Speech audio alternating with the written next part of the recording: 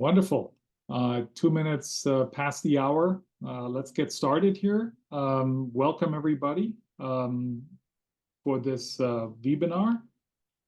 A few housekeeping notes. We're recording this call, as we always do, and make it available on our website by tomorrow. We will have a Q&A at the end, so you have two choices to post questions. You can put them in the chat, and we'll monitor that along the way. But you can also save your questions for the end.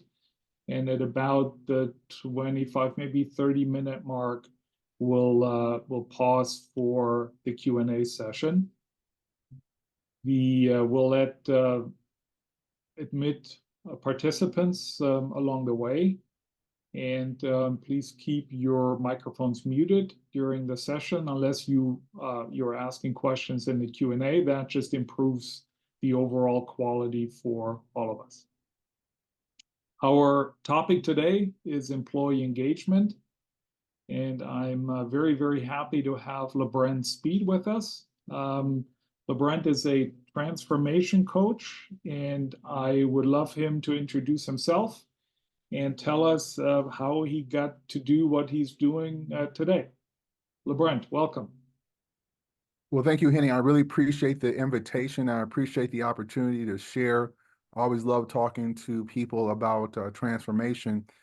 So my background as a transformation coach, what that really means, I'm a speaker. I do a lot of speaking and also focus on a lot of health and wellness with a background in sales and marketing, which I don't know if you think that's all interrelated, but I found that to be very interrelated for me.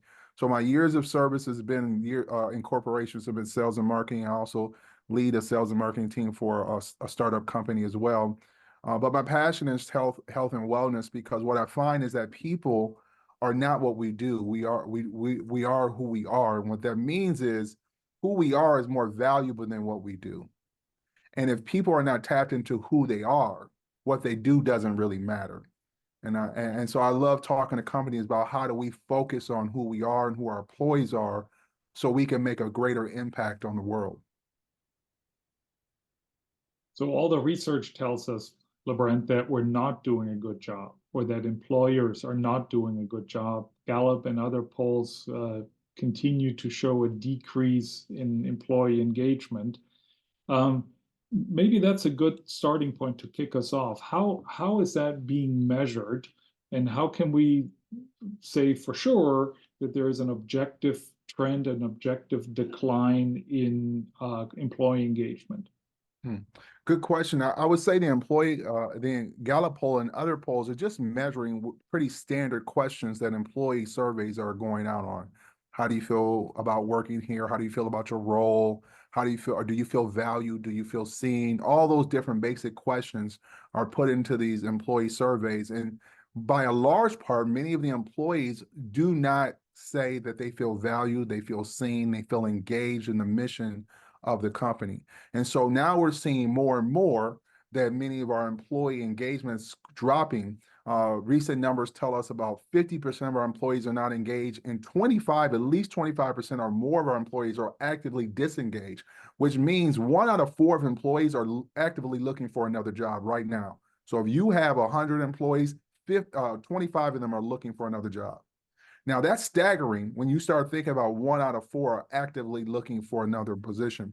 And when you add that to the divide in terms of generational divides, within 10 years, 70% of the workforce will be millennials. And many of us are Gen X or baby boomers on here. We know statistically, millennials are not as loyal to companies as we were. And for good reasons. We've never been really loyal to them. And so if they don't feel engaged right away, they don't feel part of the greater mission, then they start checking out and they start looking for other opportunities. And so then those dollars or few dollars or $1,000 here or there matters a lot. So keeping people engaged with the mission and value of the company is really, really important for us to re-engage them so they feel like a part. To start there with people, individuals within companies, what is it that makes us happy as an employee, as being part of a company? And maybe you can talk a little bit how that's different generationally as well, if there are differences. There are differences. I would say millennials and the other generations are typically more missional focused. Our generation, or I'll speak of my generation, Gen X, who often gets forgotten, and the baby boomers were very, do what you're told, follow the rules, kind of things like that, and didn't matter if they were loyal to us, we're loyal to them, like all that stuff. They're not thinking like that. So let's talk about two different things. So one, I want to talk about what makes human beings happy, period. Right. Mhm. So that's important. Understanding what baseline happiness comes from, or fulfillment or contentment comes from, is important to then build a template of what makes an employee happy. So when we're all human beings, whether we're at work or work at home. So we don't become something else when we go home and something else at work. So Harvard did a great study. For many of you might be familiar with the Harvard Happiness Study.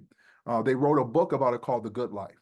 The Good Life is based on the Harvard Happiness Study. It was done in 1938 and it's still continuing today. So this study is the longest study done in not only American history, but worldwide history. This is the longest study that we know of. So what they did, to give you a baseline of the study, they took a bunch of kids from Harvard and they took a bunch of young people, teenagers from basically the streets of Boston, who are usually immigrant children in the 1930s. And they put them in the study, and the retention rate of the study was 85%, which is extraordinarily high. They followed their entire lives. They did blood work. They did scans. They followed them. They went to their house. They had to fill out studies every few years. And so what they did was, from there, they started the whole question they posed with this study was, what makes a human being happy? That's the baseline question. And they understood that these were all, as they studied this, now they're studying their children and their grandchildren, because most of these men are past. And they knew it was all white men. So they're like, well, what are other studies? So they took other meta studies from the South. They took other studies from Europe to figure out, is there some delineation in terms of what makes human beings happy? And what we found is that there isn't really. We all are basically, once our baseline Maslow hierarchy of needs, once our baselines are taken care of, food, shelter, then we go into what brings fulfillment and happiness. So what they found was there are 4 things that make a human being happy. These are the baseline, and everything else stems from these 4 things. Number 1 is nutrition. Number 2 is exercise. Number 3 is purpose. And number 4 are relationships. Now, in regards to companies and organizations, you're not there to necessarily feed your employees and work out, but if you have a holistic health approach, you definitely can fixate on the purpose, and you can definitely fixate on the relationships. If we create an environment where we have healthy, where their people know their purpose and we're connected to their purpose, and we create environments of healthy relationships, people are less apt to leave companies where they have embedded relationships, even to pay more. They talk about this in the book, that some people feel so, some of us have relationships that, all of us probably have experiences where we stayed on a job longer than we should have because we were so ingrained with the relationships. And so employers can do things specifically to foster those type of relationships. And so we can go on that more detail. Simon Sinek has done some really good work and writing on that as well. But I think understand the baseline and what makes people happy, we should really surround everything we do around those 4 key markers. So just to make sure I understand this correctly, there isn't really a difference between how to make people happy and how to make employees happy. The same principles apply. Absolutely. Because we're humans wherever we go. And so if we understand the baseline of happiness, then we can create programs, we can create a system that really fosters those 4 key areas. Okay, then let's talk about those systems, because when I think about making people happy and having healthy relationships, or fostering healthy relationships, it sounds to me like it's a one-on-one exercise. But of course, within the context of a company, even one that has just 20 or 30 employees, that's impossible to do. So you have to have systems. So what can employers do to create systems to ensure employees' happiness? So one thing I would suggest is that, and most of the people on here are leaders. I think all of us have been in situations. I can't speak for all of you, but I assume this may be true, that we've all been experienced situations where you had a boss that wasn't, lack of a better term, competent. How many have maybe had incompetent bosses before? Okay. A lot of raising hands, double hands, all that. One of the things I thought was fascinating, especially being an African American man, you know, typically when I've taken leadership positions, there's always these questions of affirmative action. Did you get this role because of some kind of thing like that? Now, thinking that, I always thought that was funny. And the reason I always thought that was funny because most of the bosses I've ever had were white, and most of them were incompetent. And when I started to break down incompetence, what I was thought it was not that they were not just good at their jobs, which a lot of them weren't. Beyond not being good, they just had no emotional intelligence. And I think one of the best things we can do for our employees is have emotionally intelligent leaders.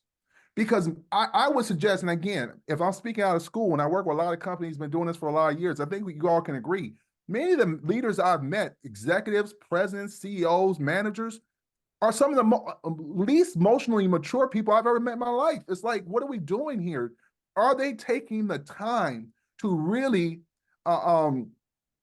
at least I couldn't agree more. The self-awareness is lacking. So what I suggest is that companies with vision, CEOs, leaders, say, what do we need to do to get our leaders in a position of self-awareness, emotional maturity?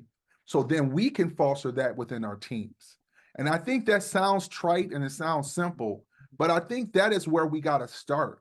Because if we say, hey, we're going to create this new program for wellness and thoughts and this, that, and the other, and as soon as you create this program and someone says something to their boss like, man, I really been struggling today because I'm, you know, and my dog got, you know, my dog is sick. And you're like, yeah, whatever. What about your numbers? Like if you have bosses, no matter what program you create, your managers and leaders will destroy it. And so we've also heard that, you know, about strategy, you know, culture eats strategy for lunch. So if we don't have a great culture, your strategies are irrelevant. So I believe it's really, really important for us to really foster leadership and emotional intelligence amongst our leaders. And then we can create systems that foster that. I think that's super important. And I don't believe enough companies spend time and money on that, which is, do they hit their numbers or not is not just the only question we should be asking. So when you speak about fostering emotional intelligence, is that truly a trainable trait within people? Can you turn someone who has a total lack of emotional intelligence into someone who can then be a good leader in turn? So first of all, yes, I believe you can. You know, there used to be a train of thought from our old IQ tests that once a person had a certain level of intelligence. So I was in graduate school, they used to teach, you know, that your success is EQ plus IQ, emotional intelligence plus innate intelligence equals success. And that at the time they used to teach that emotional intelligence is the only thing you can actually grow. That your intelligent quotient can't grow as a human being. Well, neurosciences now tell us through epigenetics and neuroplasticity, we actually can grow our actual intelligence. So your intelligence can grow. It's not based on some test you took in the 4th grade. You can actually become more intelligent because our brains were made to develop, and neuroplasticity is telling us that our brains were developed. So we can grow our actual intelligence. You can grow your emotional intelligence. Goldman, in his book, many of you might be familiar with the book Emotional Intelligence, says all emotional intelligence is very simple. I always say there's a root word for emotional intelligence. The key phrase in emotional intelligence is empathy. And every person, unless they're a psychopath, but most people, and there's only 0.5% of them, 99% of people can grow in empathy.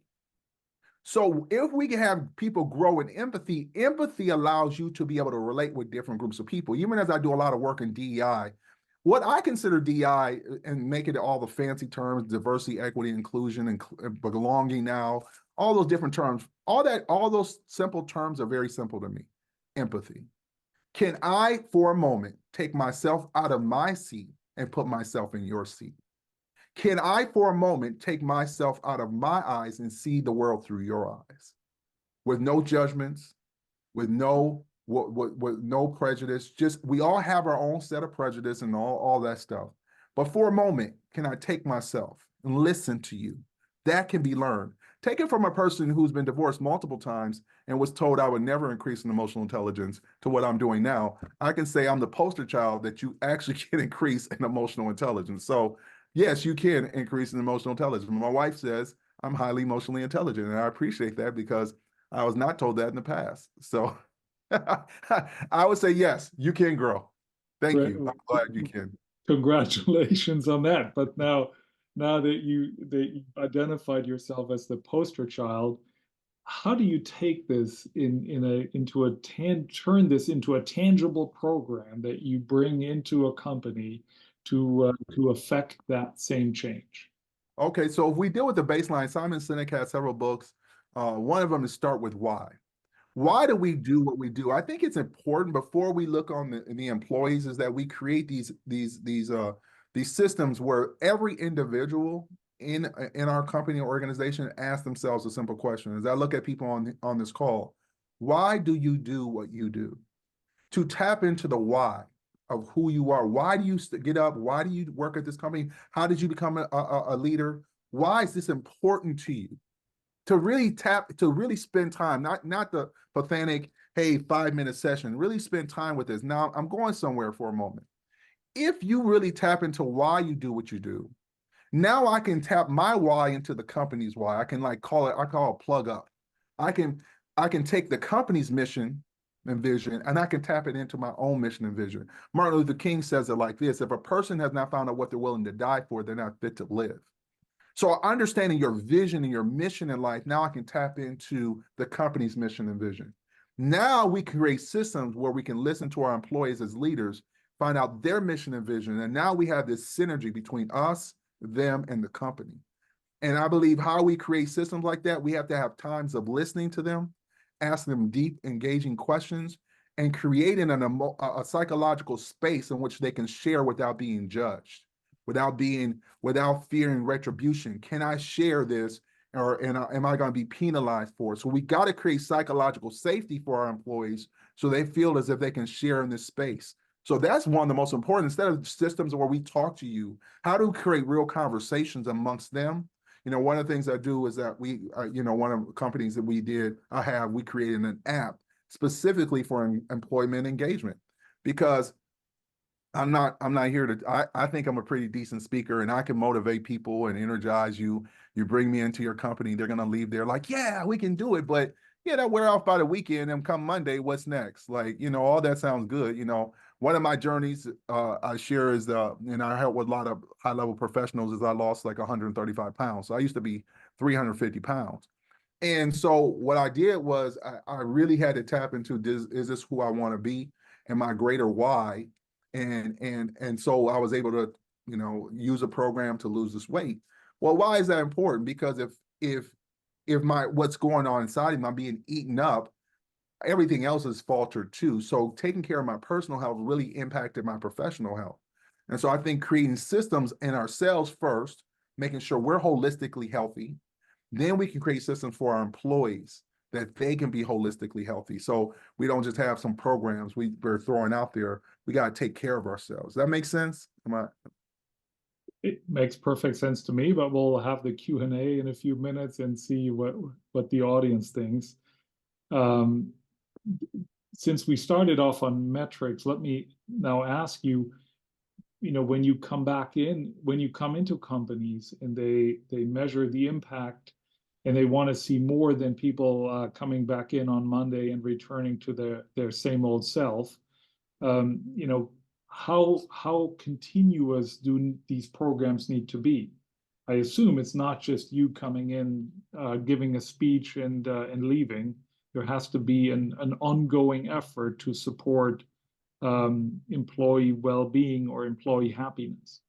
Yeah, there does have to be ongoing. Now, companies do like to just write checks and have people like me show up. So that's usually the easiest thing to do, especially, a few years ago when DEI was very popular. Like, oh, let's get a bunch of people to speak about this. And, now we've seen even using DEI as a template for all this other stuff, we've seen people make a lot of statements and then a careen and crash. Now, whether you're on here and you like DEI, you don't like, that's not even relevant. What I would say, my personal opinion from a person from the Twin Cities is this: companies got to get away from performative stuff. If you're not into it, just don't be into it. Own it. Just own it. We're not into it. We don't want to do it. Like you don't have to. I listen. I'll tell you right now. I love transparency. I love honesty. I love people who you know where they are. As a company, you got to own what's important to you. Jim Collins in his book Good to Great. One of the things I love about his books, those his books about Good to Great, is he talks about high performing companies have leaders who are there are visionaries who are very fixated on what they believe their mission is, and they don't teeter from that. We need companies that are not pulled away by whatever they believe the cause of the day was and say, what do I need to do? What is our mission? What is our value? What is our system? If that's true, stick true to that. No matter what's going on around there, treat people with respect, treat people with dignity. Obviously, you got to make sure you're complying with the law. You can't be openly discriminatory, but in the same token, don't be performative. Because if you're not performative, you're not just doing stuff based on some pressure somewhere. You can have long-term systems. So not only have a speakers, you can have quarterly situations. Again, you can have an app, you can have conversations, you can do things that are more embedded in the culture of the companies. And that's what great companies do. They have longer, they're not trying to have a quick fix. They're really clear on what their mission and their mission and their values are. And from that mission and value, everything flows from that. They're not trying to reinvent the wheel every year. One of the most frustrating things as a person who's been an employee in a lot of different companies is it seems as if the mission and value changes every year. We got this new this. We got this new this. How many have been a part of that? It's like this new fangled shiny object. Honestly, it's just the biggest show of lack of emotional intelligence, because we keep trying to grab, even from a sales perspective, if you want a good, productive sales team, stop giving them just incentives to give them incentives to raise up the numbers. Look at your product, look at your people, and look at your purpose. If you look at your product, is it effective? Look at our people, are they effective? Look at our purpose, is it effective? And then create stuff along with your product, people, and your purpose. To me, that's the way to go versus some new shiny object. We're going to do this now. No. And I don't even like working with companies like that. It's a waste of my time. Hmm.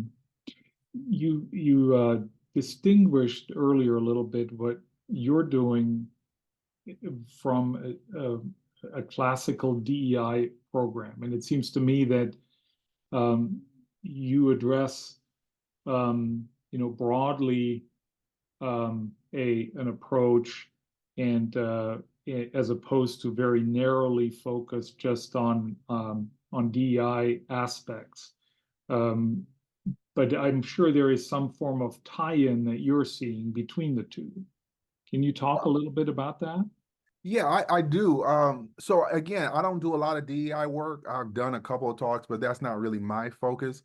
The company I have is a DEI app, one of the companies I have. But one of the things I would suggest about that, think of like DEI work or any of this work like your own children. So I see Lisa on here. Say if me and Lisa were brother and sister. We're adopting, but people don't know we're brothers and sisters because we're adopting the same family. But they don't see us and say, oh, they're brothers and sisters. Now, Lisa's going to have a certain desire for me as her brother, because we grew up together, we have the same mom and dad, to have place in the company, to have voice in the company, because I'm her brother, right? It wouldn't matter if people don't think we look alike. The fact that she has concern for me because we grew up we have the same lived experience. Not the exact same, but we have a very similar lived experience, and she's going to be concerned about me. I like to ask people all the time, just imagine these employees, your coworkers, or your siblings, your children. What would you want for your child? What would you want for your siblings? Would you want them to have the same opportunities you? Most people, again, if they're not a psychopath, once are narcissists, want their children and their siblings to have the same opportunities as them. If you think of it like that, it makes things a little easier. Right? It makes it easier to have so I like to think of it from abroad, because if I empathize with people, if I say, listen, this is not about, I'm not against white men or white women. It's not about that. It's like, how do we all share this space and share this world and share resources and share community together, because we all need each other, right? We all need each other. We can't all just separate into our own worlds and never touch the other people. We all need one another. So I think making sure that I go from that perspective. And then I talk about personal health. It's hard for me to be concerned about your health if I'm sick and I can't focus, and, you know, it's hard for me to care about what's going on in Chicago. And I just got out of an argument with my wife on my way to work, and my kids are screaming in the back seat. Like, all these things are more present in my head than some other issue about 1,000 miles away. So we have to start where people are and then get them to where we want them to be. And it starts with us caring about their personal situation. You know, marriages and children and families and sicknesses, all those things are very pressing issues. And I think we can't act as if, hey, we pay you to be here and focus only on this for the next 8 to 10 hours. Yeah, good luck with that. You know, the average American spends 1.5 to 3 hours a day on social media. I'm here to tell you they do it at work too. So, hey, FYI, I don't know if I'm breaking news here, but I think some of your employees are using social media at work. So I don't know. Maybe I'm breaking news for some of you. So, Oh, now you broke the trust of the 370 million here in this country. But what you just described is really subsumized under empathy. You called it out as the one big thing that we can teach people. And if you start there, if you can empathize with someone who just got out of a car with screaming kids, or came in having had a fight with their spouse, then that's a good starting point for building healthy relationships at work. yeah, because I think whether you're black or white or Asian, Latino or LGBTQA plus, no matter what, we all have relationships. And again, relationships is the most important thing we have. So if we all can empathize, no matter what our cultural background is, we all can empathize with relationships. So I believe we starting there with the conversation about relationships. That's why I use an analogy of brothers and sisters, because if I even take you there, psychologically, Lisa is going to be more in tune to what I'm saying now, because I said me and her are brothers and sisters. Well, look, I bet if you asked her, she would say yes, because I personalized that. That's just what human nature does to us, right? We can't help it. It's kind of our old reptilian brain. We can't help it. We always are looking for safety and comfort. You know, it's just what it is. You know, we're all looking for safety and comfort. Does this feel like home, or does it not feel like home? And as soon as it doesn't feel like home, my fight or flight kicks in. And if my fight or flight kicks in, it's hard for me to be analytical and wise and intuitive. As long as I feel fear, I'm automatically not going to feel safe. And so we've got to be able to break walls down. That's why psychological safety in companies is so important right now, where people feel safe and they feel as if they have a place they can share. I mean, obviously we're still at work. You're not going to be like putting your feet up on the desk, but in the same token, we got to let people feel more comfortable in sharing who they really are, instead of some of us going to work feeling like we have to go in there being only part of who we are. And I feel like people of color and people minorities often feel as if when we go into these spaces, you only can accept a small part of me, and you get to be all of you, and I get to be part of me. That's usually not a good place to start. Thank you. Thank you for sharing that. Let's open the microphone for Q&A here. Is there anyone who would like to ask a question? I'd like, thanks, Henning. Thanks, LeBrent. There's a lot in you. And next time you're in San Francisco, I'd love to invite you for dinner. Well, I've never been to San Francisco, so you could be my first visit. So that's great. That's great. You cover so much ground. And we are both alum from Thomson Reuters, different times, different decades, okay.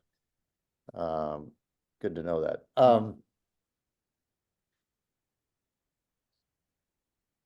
The language of you use the word employee a lot.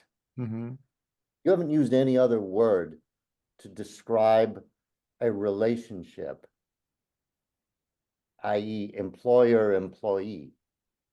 That is a relationship. The words have implications Mm-hmm. of a relationship. There are companies that use different words: associate, member, principal, partner, etc. Mm.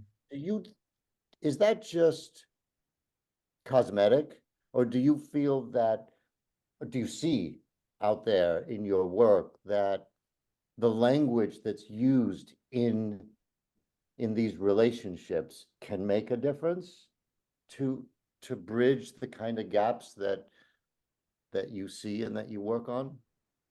Well, first of all, thank you for pointing that out. Maybe that's just the Gen X in me. We think in those kind of terms, so we all have our embedded biases. You know, from my vantage point, again, this is my vantage point and what I've seen 30 years in corporate America, is that yes, many companies, they call them partners or, you know, things of that nature. There are some companies I feel like that language does matter, and I think that's where it starts with your mission and your value of your company, and you can start to determine that language. Again, there are some companies that's just performative. They can use any term you want, but if you don't treat people with respect, dignity, and honor, it doesn't really matter. And so I think terms are important, but what's most important is our true values. And once I tap into our true values, then we can go into what terms, you know, ultimately I've been companies where I've been called partners. I've been companies I've been called employees. I've been companies where we're called associates, whatever term they use. The companies I felt more safe with, I couldn't remember what term they called me. I just remember feeling like this was a good place to be. And so I think it's more important that we create a space where it feels like a good place to be, where you know our managers, our leaders, just know how to communicate with our people. I think that I've seen so poor communication amongst managers, leaders, whatever. It's just it's like they're walking around, don't know how to communicate. So I think that's, in my opinion, more important. And I think that's the things we need to focus most on. Brent, thank you. For some reason, Zoom does not seem to recognize on this call that I'm a paying client, and I'm afraid we're going to be kicked out within a minute here. LeBrent, just to make sure, how can people get in touch with you? Well, I'm easy to find on social media, LeBrent Speed, LinkedIn, Facebook. I use Facebook and Instagram, LinkedIn a lot. So LeBrent Speed.